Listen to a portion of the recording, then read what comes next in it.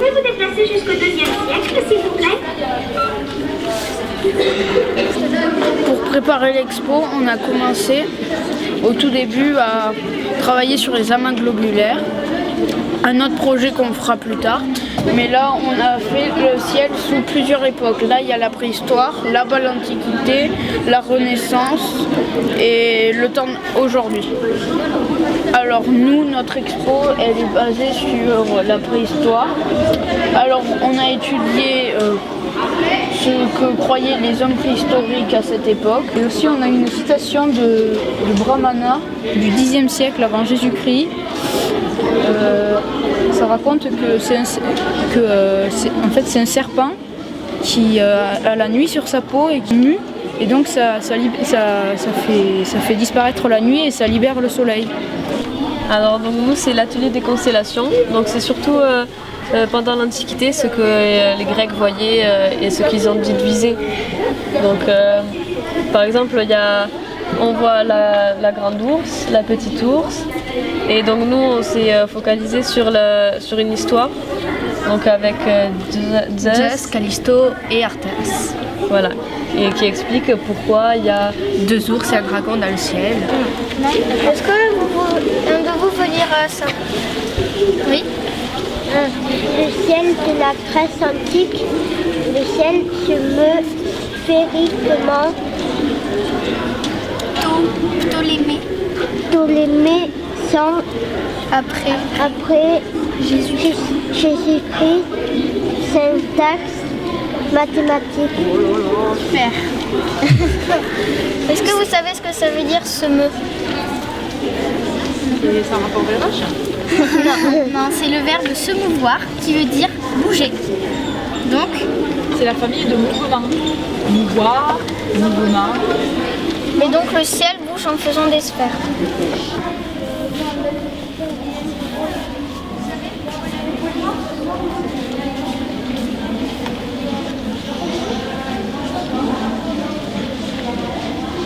Si on remettait les lettres dans le bon ordre, on les remet dans le bon ordre, ça nous donne une autre phrase. C'est Sintiae, figuras, aemulatur, mater amour. Ça veut dire la mère des amours imite les phases de Diane. La mère des amours, à votre avis, c'est qui? Une idée? Voilà, Vénus et Diane. Ouais, c'est la lune. Donc c'est dire que Vénus imite les phases de la lune. Parfait. Voilà. Donc il est Diane, la parade. Elle a que le lèvre. Voilà. Quand vous serez ici, vous mettrez à genoux là. Vous regarderez ici, vous verrez que Vénus, elle est quasiment toute noire, avec juste des fois un petit croissant. Alors que si vous regardez ici, elle sera comme la lune des fois, elle sera pleine, elle sera gibbeuse, elle sera avec un quartier, elle sera croissant. Et après cette maquette, elle représente notre voie lactée. Et les petites taches rouges, c'est du gaz. Et les taches noires, c'est de la poussière. Et après, dans notre voie lactée, il y a un trou noir supermassif qui est au milieu. Et on a des amas globulaires. c'est de voir la place que l'homme croyait avoir et que par de simples calculs en fait, ça remet tout en question sur une idée qu'il a pu se faire pendant des dizaines d'années et que juste quelques calculs ont pu prouver très rapidement qu'en fait il s'est trompé. Voilà. Alors, bonjour, je m'appelle Arthur. Moi je m'appelle Romain. Nous allons vous présenter l'atelier Renaissance. On va d'abord observer la première photo. Est-ce que vous la reconnaissez? La Lune. Alors, à l'atelier précédent, on vous a dit comment les objets étaient considérés dans l'Antiquité. Pour les gens, c'était qui? Ces planètes, ces astres? Oui. Les dieux. Et les dieux sont-ils parfaits ou ils ont plein de petits boutons? Ils sont parfaits, oui. Comment voyez-vous la Lune? Là, qu'est-ce qu'elle a? Des trous, oui. Et ces trous, comment on les appelle? Des cratères. Alors, un mot cratère, on le sait aujourd'hui, mais dans l'Antiquité notamment, et Ptolémée pensait que la Lune était parfaite. Alors bonjour, qu'est-ce que c'est pour vous cet instrument? Télescope?